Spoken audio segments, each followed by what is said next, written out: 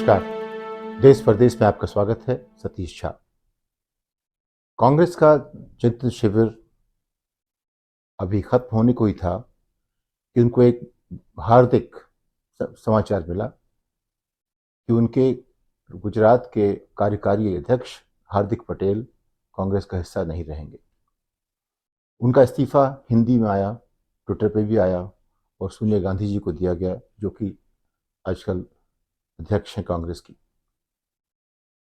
उस पर जो आरोप लगाए गए, उससे किसी ने कहा, लगता है मोदी जी ने डिक्टेशन दिया था।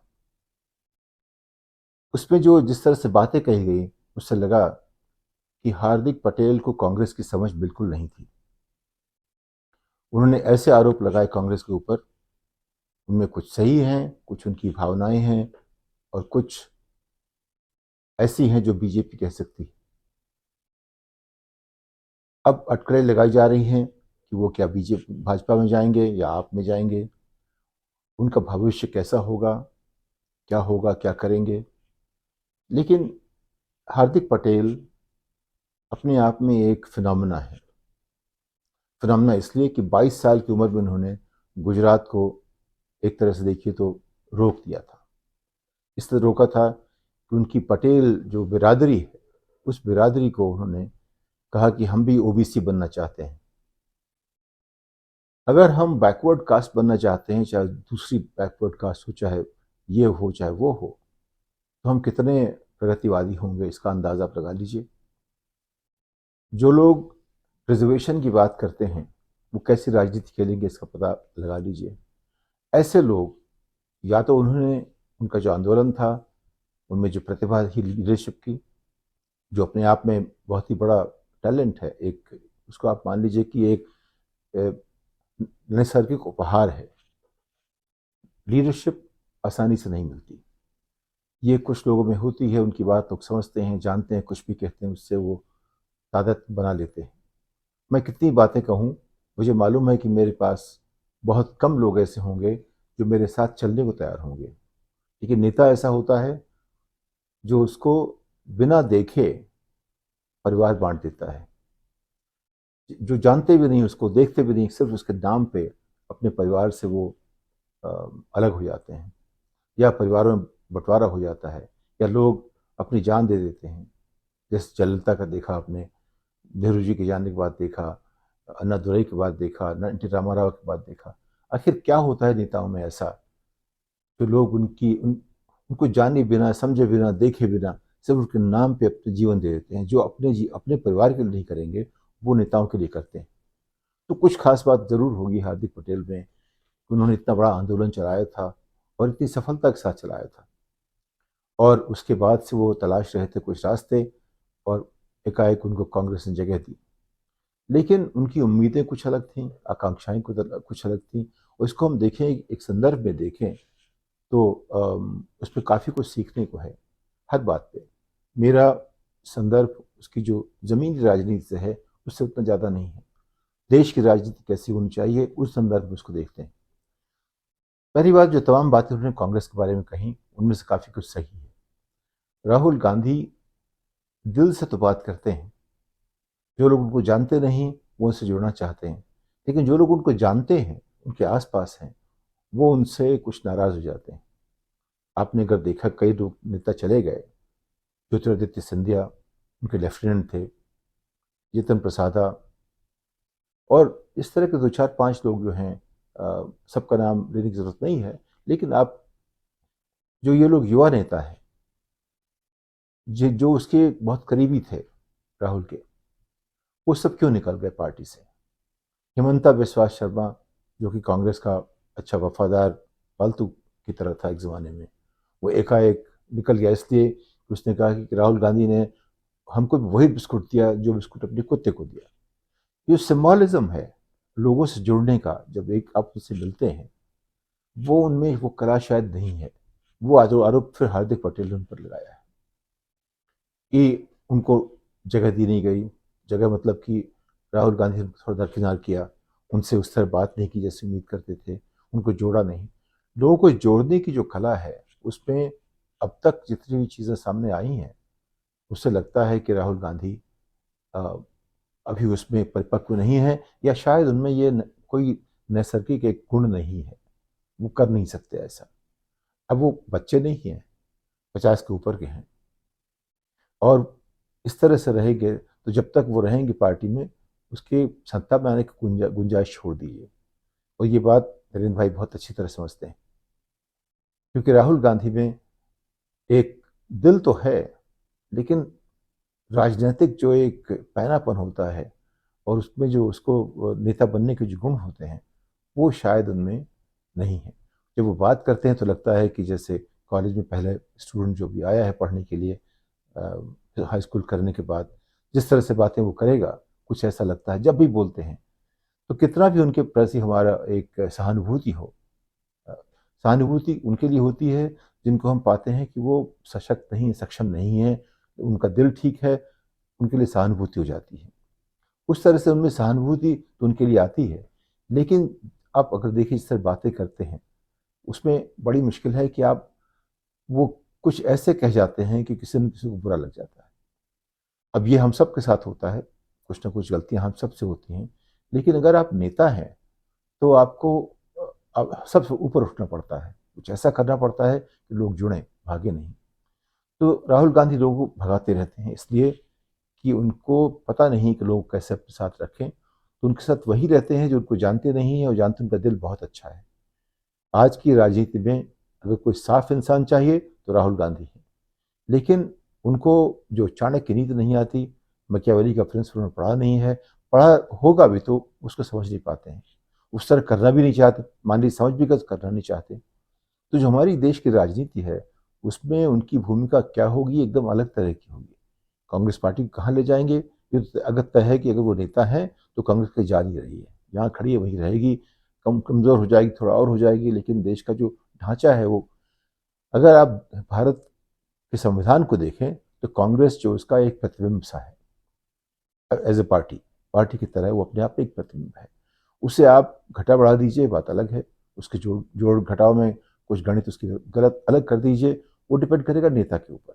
लेकिन जो उसका जो कपड़ा है, उसकी जो चादर कांग्रेस की जो है, वो तंबू जो उसका है, वो जो संविधान की जो परिकल्पना है, उसमें प्रदर्शित होता है। तो खैर, हार्दिक पटेल, अब उनके उनके क्या फायदे हुए ऐसा करने से? पहला फायदा हुआ कि उनके कुछ केस हट गए, कुछ सुप्रीम कोर्ट की मेहरबानी देश के ऊपर हुई, और कुछ बीजेपी की मेहरबानी हार्दिक के ऊपर हुई। तो अभी आज सुना होगा आपने, उनका ये केस वापस हो गया, वो जो एजिटेशन को लेकर जो केस थे वो सब वापस हो रहे हैं। तो ये उनकी ज़रूरत थी। जाहिर है कि भाजपा में ये गुण है कि साम दाम दंड भेद से जिसको भी जहाँ जिधर मोड़ लें, और वो कर रहे हैं, सब करते रहे हैं, सब लोग शिकायत करते हैं, लेकिन उन्होंने चाणक्य नीति पढ़ रखी है, मैकियावेली उनके पास है, वो किताब पढ़ते हैं, उस हिसाब से काम करते हैं। तो जब भी आप देखते हैं कि जो भी नेता जाता है, कितना भी बुरा हो, चाहे वो उसकी उसकी नैतिकता पर सवाल लगें, चाहे उसके उसके ऊपर किसी भी तरह के दुराचार के सवाल लगें, चाहे व्यभिचार के हों, चाहे भ्रष्टाचार के हों, कोई भी आचार का सवाल हो, फर्क नहीं पड़ता। आप कितने भी कैसे हों, हमारी पार्टी में आइए, हमारी पार्टी तो गंगा जल, गंगा है, उसमें आके सब स्नान कीजिए, पवित्र हो गए आप। तो वो हार्दिक भी पवित्र हो गए हैं, उनके ऊपर से सारे जो मुकदमे हैं वो हट जाएंगे। और उसके साथ अब ये होगा कि एक जो काफ़ी समझिए गुणी नेता है, अब गुणी नेता, मैं सोच रहा था कि आपको पढ़ के सुनूं लिखा क्या है, क्योंकि लिखा उन्होंने हिंदी में है, तो अच्छी बात है। और पढ़ना चाहिए सबको उस चिट्ठी को, कि एक जो है युवा नेता, पहली बात तो एक युवा नेता है, जितना अच्छा करियर उनको मिला है, कांग्रेस ने किसी को ऐसा करियर नहीं दिया, ये मान लीजिए आप। लेकिन उनकी आकांक्षाएं कहीं और थी, तो ये भी मान लीजिए उनको, उनकी जो आकांक्षा जो भी है वो भाजपा में कहीं पूरी नहीं होगी, आप में हो सकती है, भाजपा में नहीं होगी। तो अब वो क्या करेंगे देखिए, उनकी उनका पहला जो उनका चिट्ठी जो उनकी है सोनिया जी को, वो देखिए, अनेक प्रयासों के बाद भी कांग्रेस पार्टी द्वारा देश हित एवं समाज हित के बिल्कुल विपरीत कार्य करने के कारण कुछ बातें आपके ध्यान में लाना बहुत आवश्यक हो गया है। मैं ये मानने को तैयार नहीं हूं कि कांग्रेस देश हित समाज हित के विपरीत काम करती है। वो गलतियां करती है, लेकिन विपरीत काम नहीं करती। ये उन्होंने शुरुआत चिट्ठी कैसे की है? ये 21वीं सदी है, अभी भी है, भारत विश्व का सबसे युवा देश है, वो एक तरह से है, लेकिन देखते हैं क्या कहते हैं। देश के युवा एक सक्षम और मजबूत नेतृत्व चाहते हैं, चाहना चाहिए। पिछले लगभग 3 वर्षों में मैंने पाया है कि कांग्रेस पार्टी सिर्फ विरोध की राजनीति तक सीमित रह गई है। ये बात गलत है।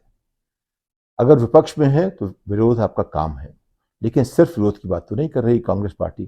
कांग्रेस पार्टी ने समर्थन भी किया है, जबकि देश के लोगों का विरोध नहीं, एक ऐसा विकल्प चाहिए जो उनके भविष्य के बारे में सोचता हो, देश को आगे ले जाने की बात करता हो, क्षमता रखता हो।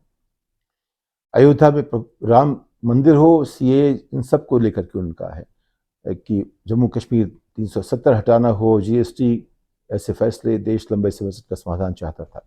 यहाँ पे वो गलती कर रहे हैं। ये जो चारों बातें हैं वो भाजपा की बातें हैं, वो देश की बातें नहीं है, वो कांग्रेस की बातें नहीं है।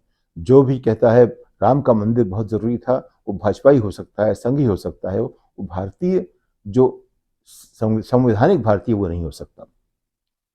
तो एक भारतीय अब संवैधानिक भारतीय है, दूसरा हिंदुत्व भारतीय है। सीए एनआरसी का मुद्दा जो है बिल्कुल गैर भारतीय है, संवैधानिक भारतीय नहीं है। जम्मू कश्मीर 370 वो भी गैर भारतीय है, संवैधानिक भारतीय नहीं है। जीएसटी लागू करना, उतनी जिस तरह से वो काम किया गया था वो अपने आप में एक अजूबा था कि कैसे सरकार इस तरह की अक्षमता दिखा सकती है। तो अगर ये सब कह रहे हैं कि कांग्रेस इसका विरोधी थी इसलिए उनका विरोध कर रहे हैं, तो उनको जरूर कांग्रेस जाना चाहिए, उनके पास उनको लाना ही गलत था। गुजरात या पटेल समाज हो, हर मुद्दे पर कांग्रेस सिर्फ केंद्र सरकार का विरोध करने तक सीमित रहा है।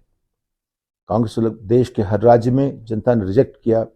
कांग्रेस पार्टी के जनता के समक्ष एक बेसिक रोड मैप प्रस्तुत नहीं कर सका। ये बात मानता हूं कि कांग्रेस ने अभी देश को एक नया रोड मैप नहीं दिया है, ये मानता हूं। लेकिन जो विरोध की बात है उसका काम है विपक्ष में रहना और हर बात को उसको जांचना। अगर वो चाहते हैं कांग्रेस बीजेपी के पीछे चले तो जाहिर है कि न उनमें समझ है नेतृत्व की, राजनीति की, उनमें नेतृत्व है, राजनीति की समझ नहीं है, देश की समझ नहीं है।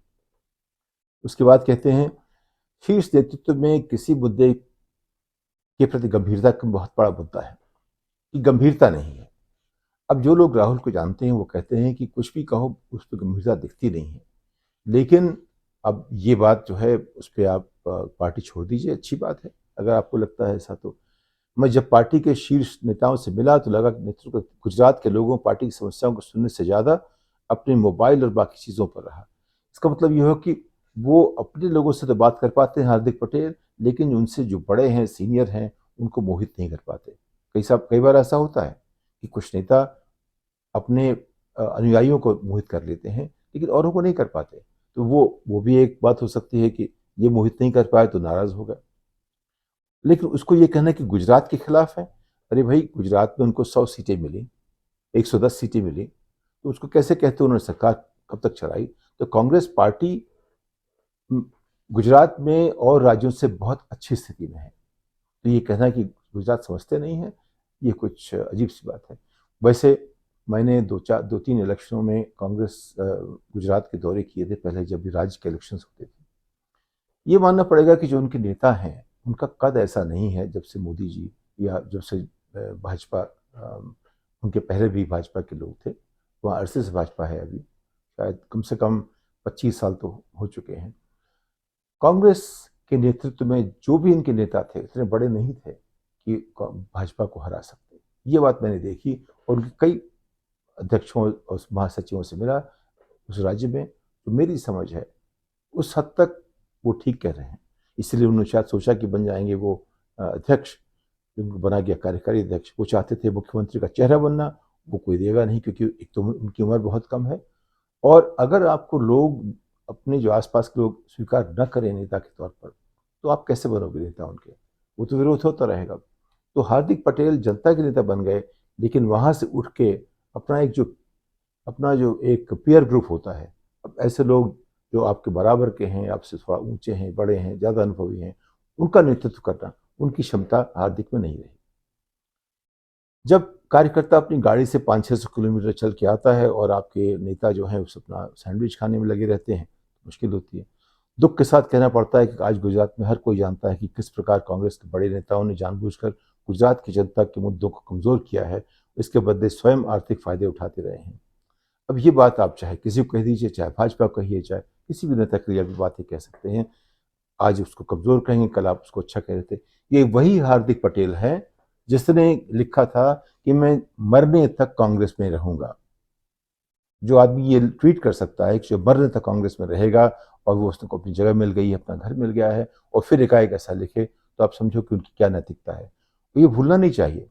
इस बीच में उन पर कई सारे लांछन लगे हैं, उसे जो है हम और आप स्वीकार नहीं करेंगे। हमारी मानसिकता या जो हम मानते हैं कि कैसा व्यवहार होना चाहिए, उसे स्वीकार नहीं करेंगे। उनके जो सेक्स टेप्स वगैरह हैं, काफ़ी उसकी चर्चा हुई, कई चीज़ों में हैं जिसको समाज स्वीकार आसानी से नहीं करेगा, लेकिन हम उसकी चर्चा नहीं करना चाहते। सिर्फ ये बताना चाहते हैं कि इन सब के बावजूद कांग्रेस ने उनको स्वीकार किया, और अब ये कांग्रेस को फिर से वो एक ठोकर मार के चले गए। कहते हैं हर व्यक्ति का धर्म होता है कि जनता के लिए कार्य करना पड़े, लेकिन अफसोस की बात है कि कांग्रेस पार्टी गुजरात की जनता के लिए कुछ अच्छा नहीं करना चाहती। इसलिए जब मैं गुजरात के लिए कुछ करना चाहता था तो पार्टी ने सिर्फ मेरा तिरस्कार किया। मैंने सोचा नहीं था कि कांग्रेस पार्टी का नेतृत्व हमारे प्रदेश, हमारे समाज और विशेषकर युवाओं के लिए इस प्रकार का द्वेष अपने मन में रखता है।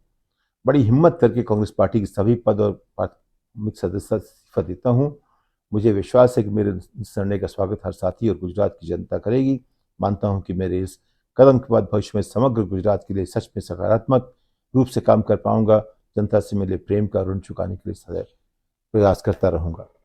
अब इसमें जो है वो तो बेकार की बातें हैं जो कि हर आदमी कहता रहेगा, लेकिन पहली बात यह है कि हार्दिक पटेल ने जो 3 साल उनके रहे उसमें कुछ किया नहीं। कांग्रेस के नेताओं को जो उनसे सीनियर थे उनको वो रिझा नहीं पाए, उनका सम्मान जीत नहीं पाए, उनका मन जीत नहीं पाए। कितना अच्छा उनका करियर, अभी वो 30 के भी नहीं हुए हैं, 22 साल में नेता बन गए थे, और तब से आज 7 साल, अभी 28-29 साल के हैं हार्दिक पटेल। और एक तरह से जो युवा आकांक्षाएं हैं उनको प्रतिलक्षित करते हैं, लेकिन जिस तरह से उन्होंने कांग्रेस ज्वाइन की वहाँ कुछ किया नहीं, विरोध करते रहे। उसमें पहलू मुझे यही लगता है कि राहुल गांधी किसी को लेकर चल नहीं सकते। जिनको जानते हैं उनके साथ वही लोग जुड़े हुए हैं जो अंत में कहते हैं कि कांग्रेस जो है उनसे बड़ी है, पार्टी जो है बड़ी है, और उसके बिना देश ठीक से चलेगा नहीं। वही लोग जुड़े रह जाएंगे कांग्रेस के साथ। बाकी जो लोग सोचते हैं कि उनका अपना जो भविष्य है कहीं और होगा, वो चले जाएंगे सब। तो कांग्रेस का भविष्य चिंतन के बाद लगता है कि वो जो जवाब दिया है हार्दिक पटेल ने चिंतन के बाद, ये बहुत ही महत्वपूर्ण है। हमारे तमाम दोस्त कांग्रेस के जो है शशि थरूर वगैरह कुछ भी कहते रहे, एक शुरुआत हुई है, लेकिन देखिए आगे आगे होता है क्या। तो कांग्रेस का हाल यही है कि आगे आगे देखिए होता है क्या।